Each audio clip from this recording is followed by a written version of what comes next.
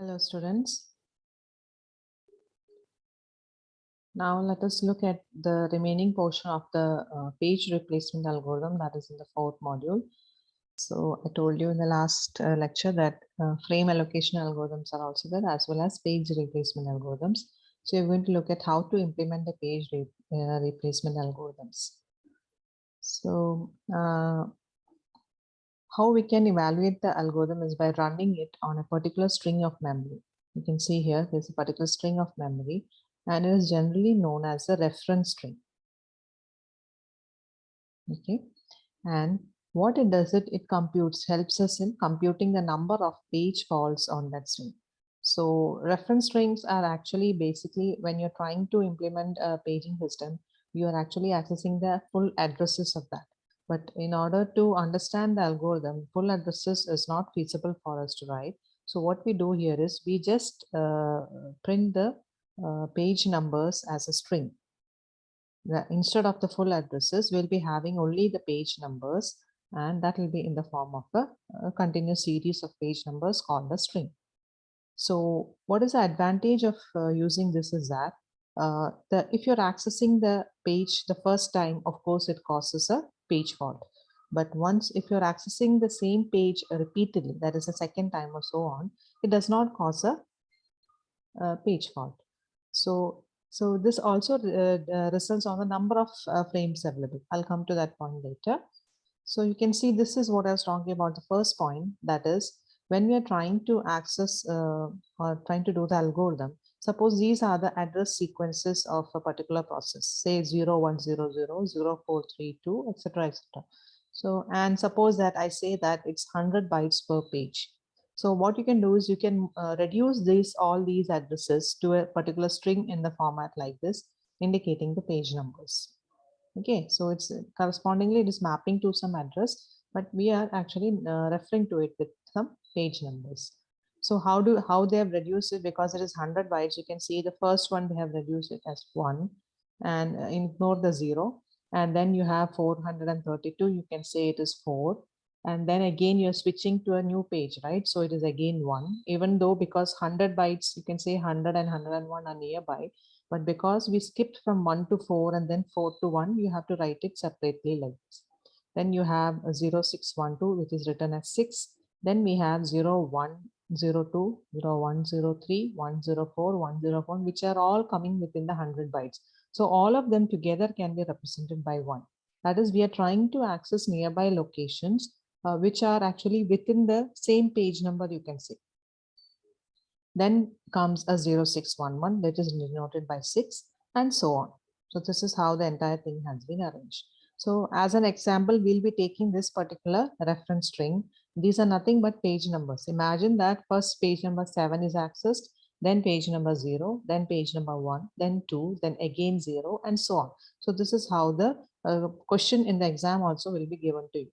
They'll be giving you a particular string of page numbers like this, and based on this we have to implement the 3 algorithms, page replacement algorithm that we're going to learn now. Okay, now this is the advantage of this. I told you that repeated access, even though you can see the addresses were nearby, but repeated access to this particular page, only the first time when we access any page you get a page fault. Then onwards, because the page is already there in the memory after the first reference, so the following references that occurs on it will not be a page fault. So that is the advantage of this.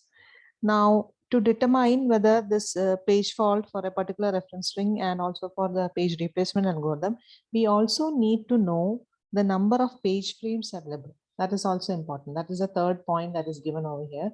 We also need to know the number of frames that are available, because what we imagine, that is obviously that we imagine is that as the number of frames available are more, or the available increases, then you can say the number of page faults decreases. That is, when you say the number of frames, what are we talking about? The physical memory. The physical memory, if you have more number of frames, that many number of pages you can include, right? Okay, so that is the advantage of we have a the more the number of frames, the lesser will be the number of page fault. What is meant by page fault? When you come and search for a particular page in a particular frame, and if it is not there, then occurs a page fault. But if the number of frames are more if you're trying to have a more memory, physical memory size, and so that we can divide it into more number of frames, then we can say the page fault will decrease. That is our assumption, but that is not actually how it works. We'll see now. This is an example of what I told you in the third point. That is, they have drawn a graph representing the number of page faults and the number of frames. You can see if the number of frames is just 1, when it is 2, when it's 3. Based on some relative thing, we have written this. So, and when the number of frames are increasing, what is the number of page fault?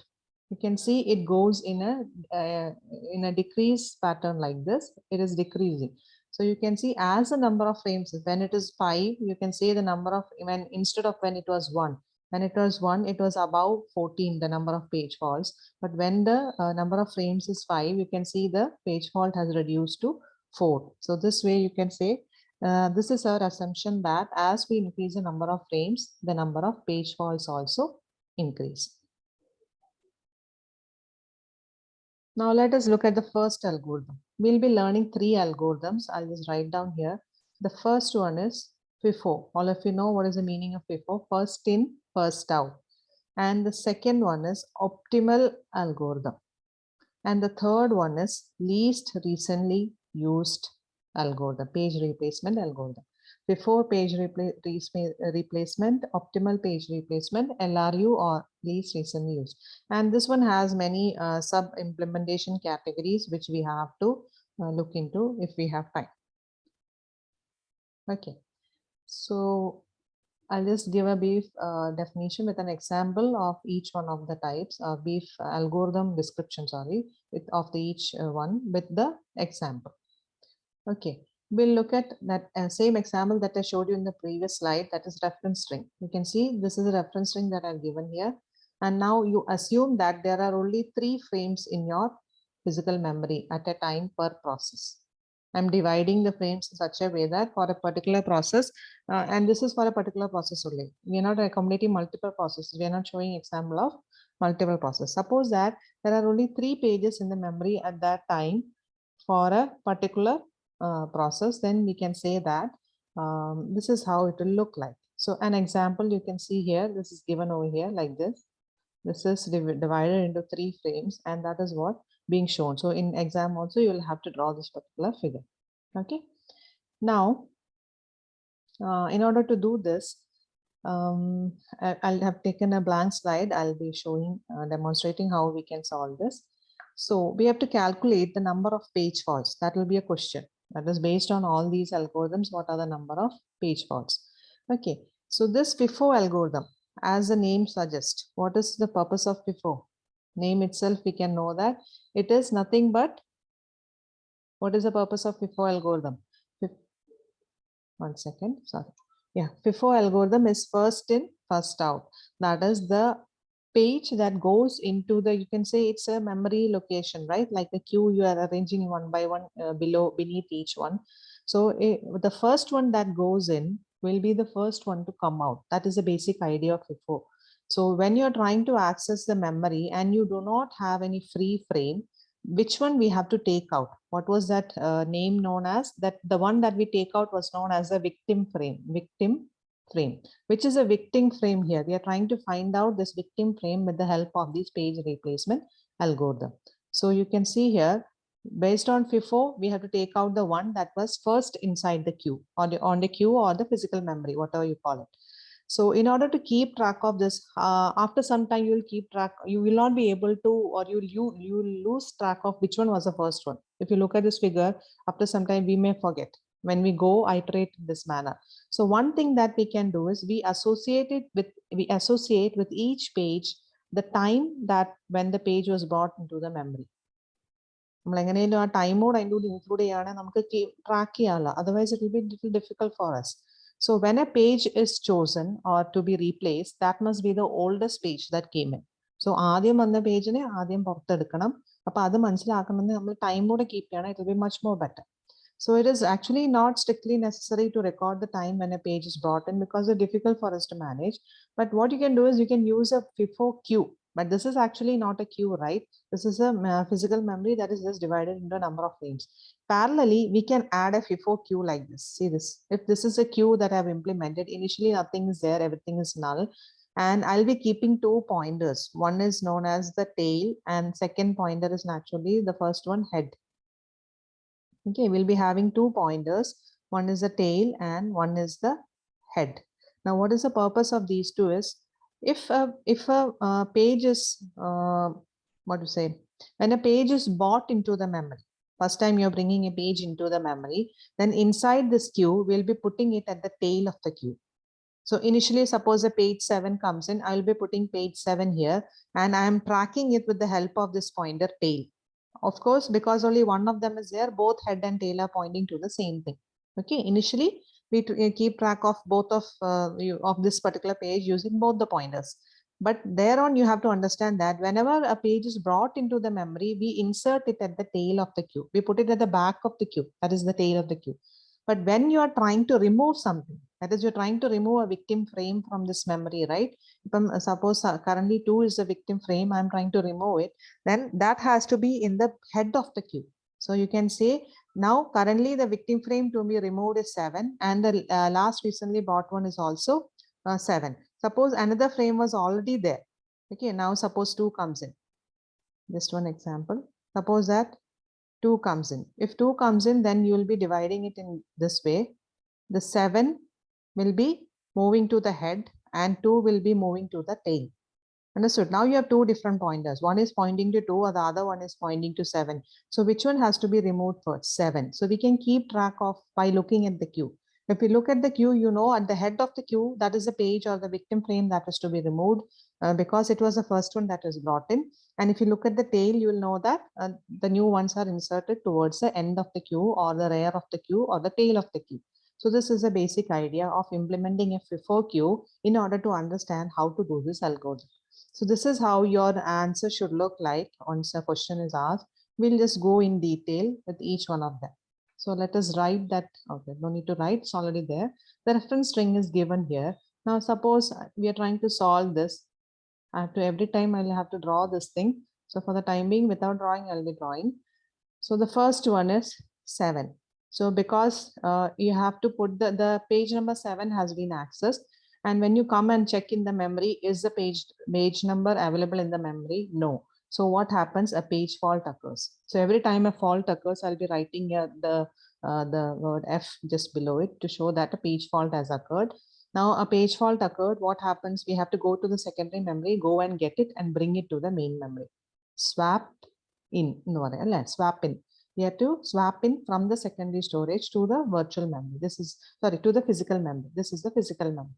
Now what is the next one? Next in the string is 0, page number 0. Is page number 0 already in the memory? No. So again a page fault will occur and we put it in the second location, that is a available free frame in this particular memory. Then the third one is 1. So 7, 0 and 1 is not there. So we again put it in the, a page fault will occur and we bring it from the secondary storage to the main memory. Now next is 2. Okay, now when 2 comes, you can see here there is no free frame. So again a page fault has occurred and there is no free frame to bring in 2. So somebody has to move away from this. Only 3 locations available, right? So somebody has to move away from this so as what we can do so that 2 can be brought in, because 2 is the most recently accessed by the process. We have to bring it for execution. So somebody has to go out. We swap out one of these things, one of these pages and bring 2 in. So which one has to go? We have to look at the queue. In our queue, this was the implementation of the queue. Initially, we brought in 7. This is head. Then we brought in 0. Then we brought in 1. So this is the tail. Okay. So you can see the head contains the first page that came in. So which one has to go? 7 has to go. So 7 will be taken out and instead of that 2 will be put in. Got it. Now this way we have to continue. So this I forgot to write here also a page fault occurs. Now let us move to the next one. It is 0. So when it comes to 0, is there any page fault? This is the current situation, or no need to write this. Okay, this is the current situation. Is there any page fault when the 0 is accessed? No, 0 is already there in the previous state. So you just have to access this, that's all. So there is no page fault here. So till now we got 1, 2, 3, 4, 4 page faults. Now let us move on to the next one, 3. Okay, now in here 7 has gone. Now which is the new head? New head is 0. You have to shift all of them, right? So 0 comes here, then 1 comes here, and the newly inserted one was 2. So this way you have to change the queue because 0 is now moving to the head of the queue. Second one 0 ആയിരുന്നു. 7 കഴിഞ്ഞ പിന്നെ വന്ന 0 ആയിരുന്നല്ലോ. Now 0 is the next victim frame. If somebody wants to remove something, then 0 is the victim frame now. Okay. Now when 3 comes in, what is the situation? We do not have any free frame. 2, 0, 1. These all 3 are occupied. So I already told you, look at the head. When you look at the head, 0 is the one that came in second. First in, first out. This was the last one that came in, first one that came in. So you have to remove that and replace it with 3. Got it? Now next is after 3, you have a 0 once again. So 0. Now, is there any space? Oh, sorry, we did not write it. There's a page fault here. Now, is 0 in the memory? No, 2, 3, and 1 is there. So again, a page fault occurs. Now we have to remove it also. So now 0 is removed from here, right? So 1 comes here, then 2 comes here. This is the previous situation, okay? 2 comes here and 3 comes here. This was our the situation of this particular memory. Now when 0 comes in, which is the victim frame to be removed? And naturally the one at the head, that is ഏറ്റവും last വന്നതിൽ അതായത് 7 വന്നു പിന്നെ 0 വന്നു, then came 1. So 1 was the one that came the most earliest. So 1 is the next victim frame. So you have to again add 0 here. So 2, 3, remove 1 and remove that 1 page number. You just remove that and add in the new page 0 to the memory, and also update the queue every time. So when you update the queue, it becomes 2, it becomes 3, and it becomes 0. Got it? So this way it keeps on going. I hope this is clear. I'll just come back to this entire figure and you'll understand it more. So we have a page fault here. One second.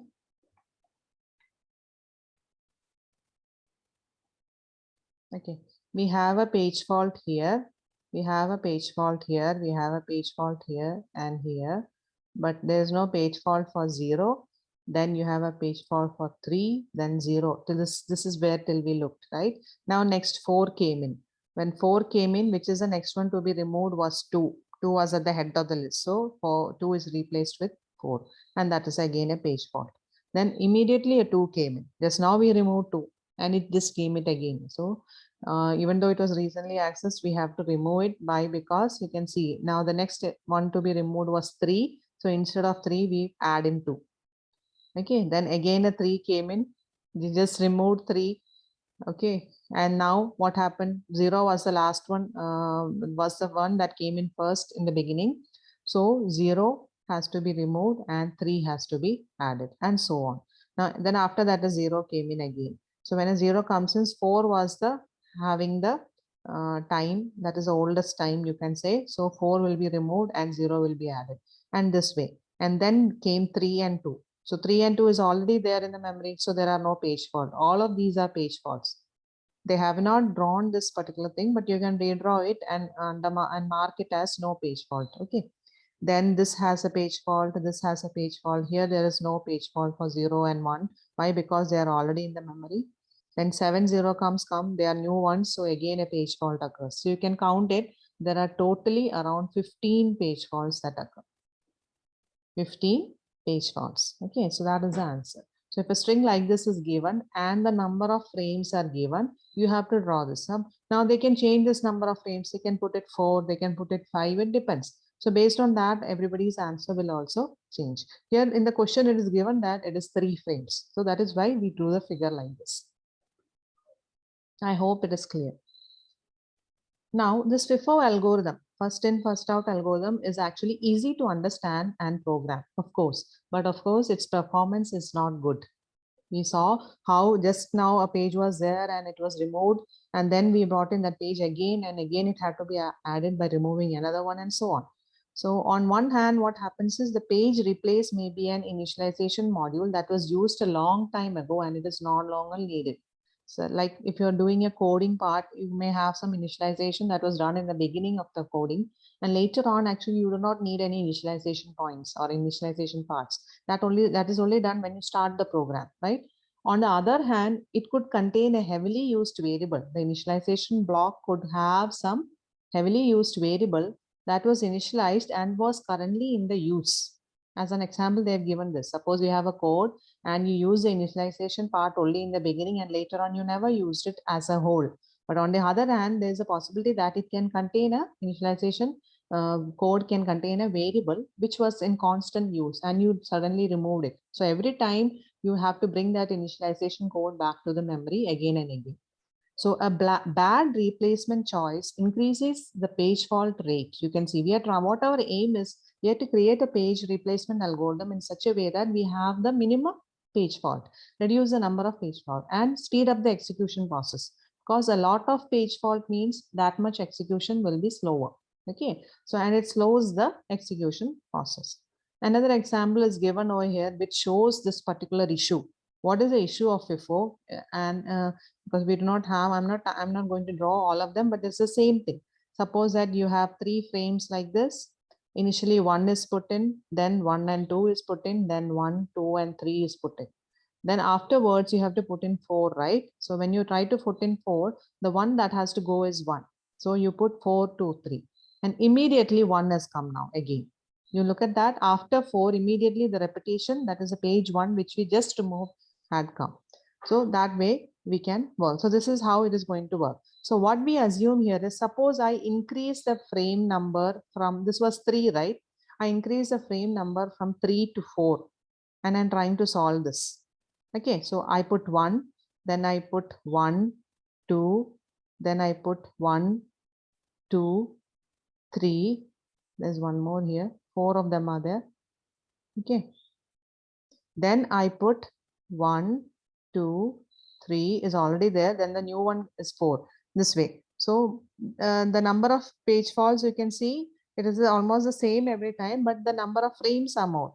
Now what we thought that adding more frame will reduce the page fault, but in this case what happened is when you try to solve this with frame number is equal to 3, you get a solution. When you try to solve it with frame numbers is equal to 4, you get another solution. And what we assumed was that the number of when the number of frames increases, the page fault decreases. But when you try to increase this frame number from 3 to 4, we find that the page fault increases. I'll show you a graph representing this particular example. That is this one. 1, 2, 3, 4, 1. Your string your string in vendiola example. This is what happened. When the number of page fault, you can see when the number of page faults was 3, which I did, it was around 8 or 9. 9 was, I think, the number of page faults when the number of frames was 3. Okay, when the number of frames were 3, you can see the number of page fault were 9.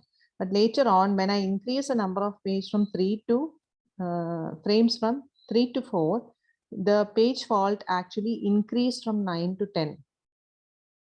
And later on, when we increased even more the frames, and then it reduced. Yes. So you can see this particular portion. See here. Yes, here you have a constant rate, then you have a dip, and then it increases, and then it dips again and stays constant. So you can see this particular portion of the this graph is something known as Belady's anomaly. Belady's anomaly. What is Belady's anomaly? It's our assumption that if we increase the number of frames, the number of page faults will reduce. But actually adding more frames can cause more page fault.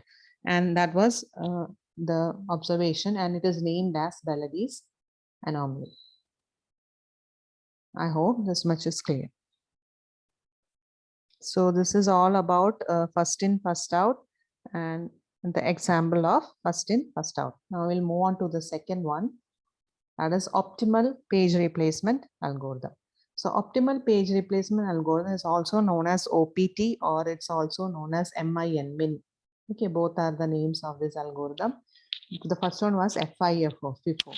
This algorithm is the advantage of this is that it has the lowest page fault rate of all the algorithms, and it is never going to suffer this Belady's anomaly. Okay, that is the advantage of this algorithm. What is the basic gist or the idea of this particular algorithm is you have to find a page to replace that will not be used for the longest period of time. That will not be used for the longest period of time. This itself shows that we are looking into the future.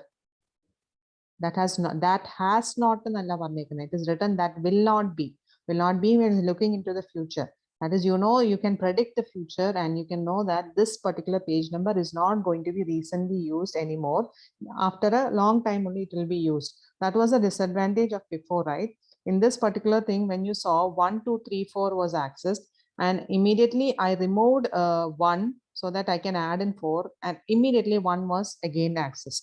So I just removed it just when before 4 was needed to be added. So access, repeated access. You can see the unique pages here are only 1, 2, 3, 4, and 5. All others are repetitions. So access. So what we can do here is replace a page that will not be used for the longest period of time. That is one of the advantage or one thing that we can do. Now the same example that we saw before. We'll look at the string. So 7 page fault occurred, we put 7 in. 3 frames are there and this is a string, reference string. Okay, only 3 frames are there. Now suppose 7 comes in, where page fault occurs, we put in. 0 comes in below 7, we put it because again a page fault. 1 comes in, because there is a free frame and page fault occurs, we put in 1 here. Okay, now when 2 comes in, what we are trying to see? Just we are trying to look at, this is a definition, will not be used for the longest period of time. Will not be used for the longest period of time. So we have to look at 7, we have to look at 0, as well as we have to look at 1. Out of these 3, which one has to be removed? So let us look at 7. 7, if you look in the future, where is 7 accessed next? 7 is accessed over here. Got it? And if you look at 0, 0 is immediately accessed. Of course, there are many other accesses of 0, but this is immediately accessed. We are looking at the near future, the longest period we are looking, right? Then we look at 1. Where is 1 accessed? 1 is accessed in the beginning over here. Then only this access and this access comes. Isn't it? So this is not valid because before that 1 is coming here. So which one can be removed here? Naturally 7. Got it? Because that is the one till this time period it is not being used when compared to 0 and when compared to 1. So what we can do is, at least for some time period it is not going to come, right? So we can currently remove it from the main memory. So that is why 7 is removed and which is added there, 2 is added. So this is again a page fault and a page replacement, both. Okay, now next 0 comes in. When 0 comes in, it is already there in the memory, so no page fault. Nothing is there. Then when 3 comes in, what you have to look? You have to look between 2, 0 and 1. Which one is not being accessed for a longer period of time? That is what we have to look into. So 2, 0 and 1. Let us look. 2 is over here. Then 0 is, over here. Right? We are currently here. 0 is over here and 1 is over here. So which one can be removed? The longest one away, the farthest one away from this particular 3 is 1, you can say. 1 is being accessed in a later point of time, not immediately. So what we can do is we remove 1. So what we can do is we remove 1 and add in 3. Got it? Then again a 0 access comes because it is already there. There is no page fault. There's a page fault here. Got it? Then 4 comes in. Next one. When 4 comes in, we have to look between 2, 0 and 3 again. So 2 is here, 3 is here, and 0 is here, which is the longest one. Longest period of time without access is 0. So what we do is we remove 0 and we add in 4. And this way this goes. Now let us count the number of page faults. Counting the number of page fault, we can see it is much more lesser. Let us count 1, 2, 3, 4, 5, 6, 7, 8, 8, and 9. There are only 9 page faults. When compared to the FIFO, which had 15 page faults, the same sequence of string in an optimal algorithm. Optimal is we are trying to find out in the near future which one is not going to be used in the near future. Now, what is the problem here? How do you know this? We cannot read into the future. It's not so easy. This algorithm is actually similar to what we learned in the shortest job first. We cannot actually predict which job that is coming in the future is going to be shortest without having all of them together. LS pages we can predict, but otherwise it is not possible, right? So as per need or as per execution, new pages can come in. So we cannot read the future. That is the issue in this optimal algorithm. Okay. So I hope this much is clear. And the last one is recently used algorithm. So the name itself shows least recently used algorithm. Name itself shows that least recently means what? It has not been used in the near, what you say, past.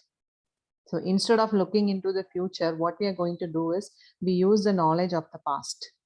Okay, so the key distinction you can say between FIFO and optimal algorithm that we looked there is that FIFO algorithm uses the time when a page was brought into the memory, whereas optimal algorithm uses the time when a page is to be used in the further future.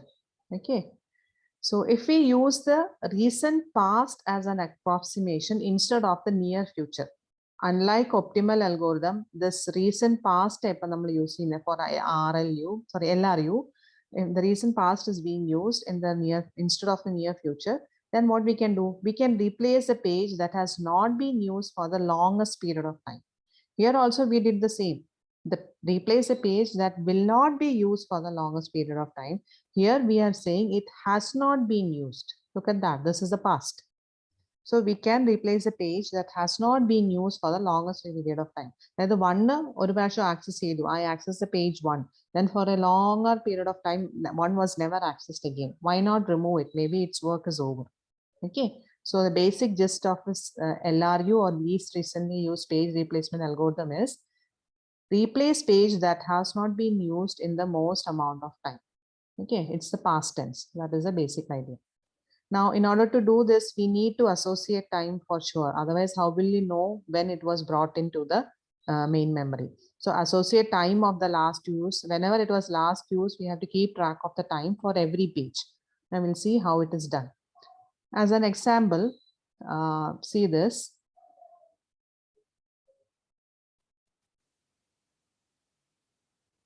Okay, so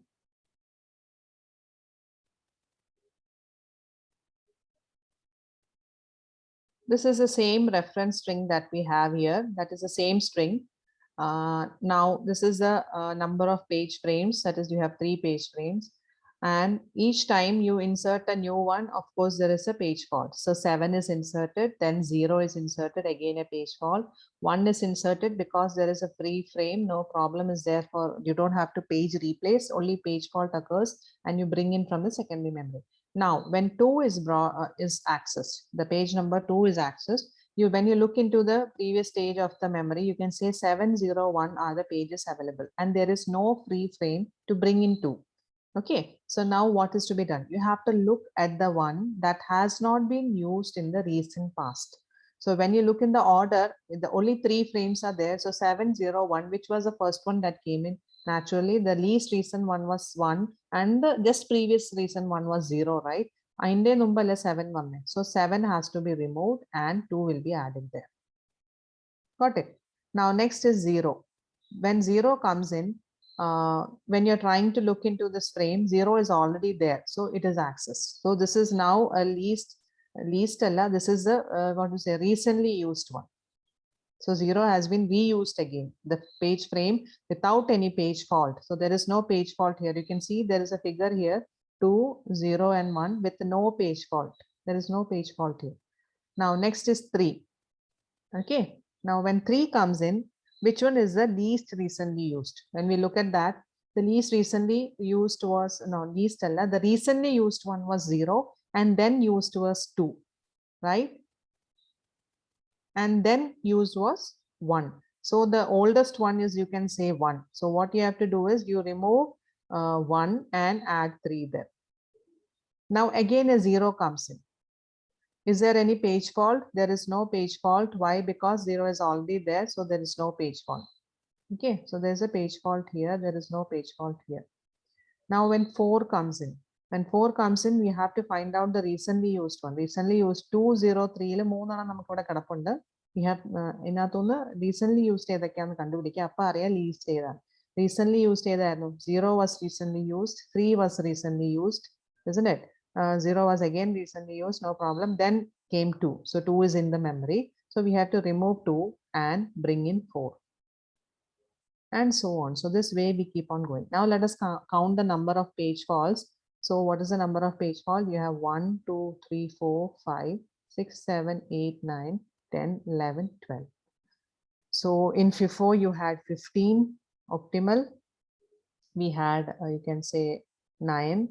And then we had, now over here we had 12. So it is better than FIFO, but of course it is not so good as optimal. But optimal is difficult to find out as we cannot predict the future, but still it comes on the average. At least something is better. So it's generally a good algorithm, and it is also frequently used. But the problem is, because we have to make use of the time, we have to associate the time of the last usage of each page. We need to implement it properly. Now, how can we implement it? That is what we are looking at. So in short, I'll just tell you, there are 2 ways of implementing. The first method is the counter method, and the second method is the stack implementation. What is a counter method is, it looks something like this.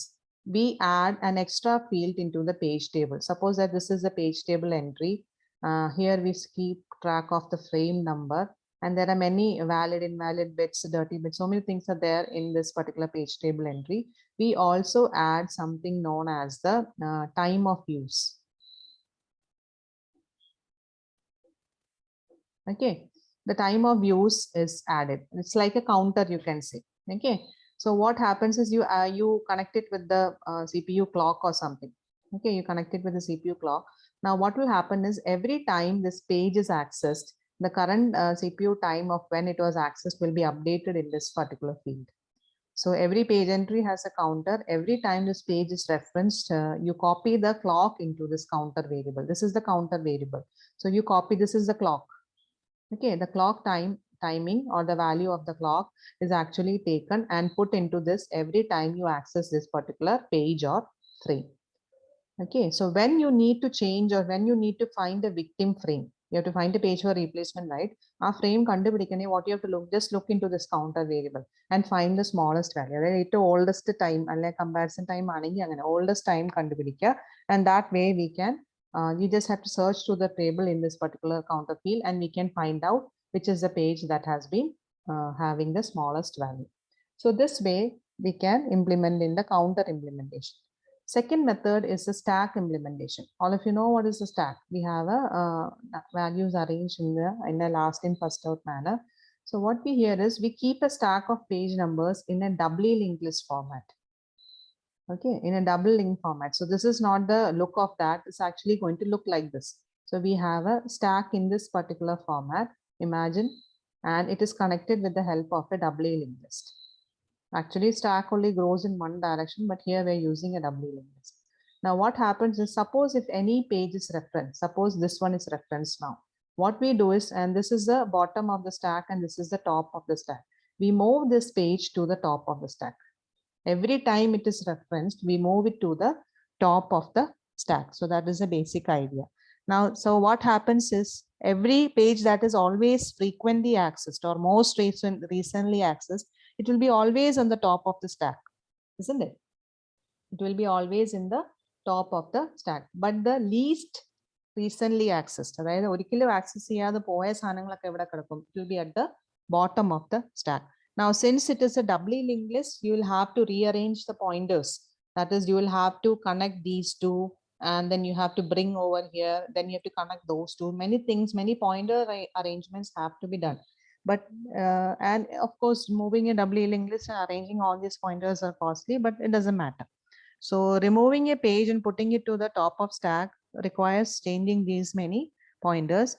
Of course, each update is a little more expensive, but there is actually no need to search for a replacement. You know that the least recent used will be in the bottom of the page, because every time you're accessing something, you'll move it to the top again and again. So the one at the bottom will be the one that can be removed. You can easily find it out. There's no need to search for it. Okay. So that is the advantage of this. This is an example that they have shown here.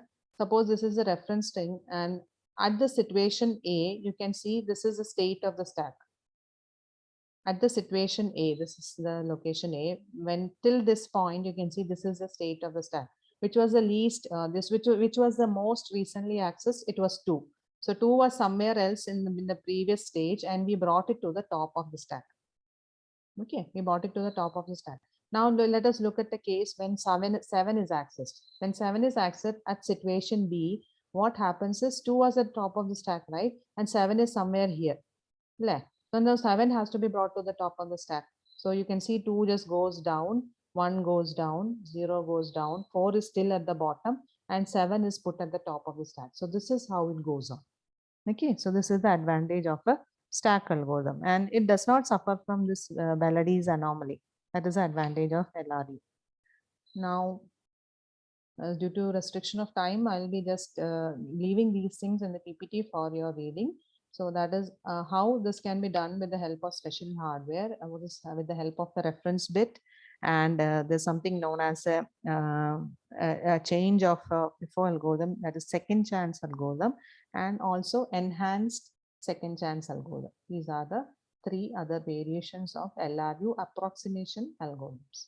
Okay, that is the end of 4th module. Thank you.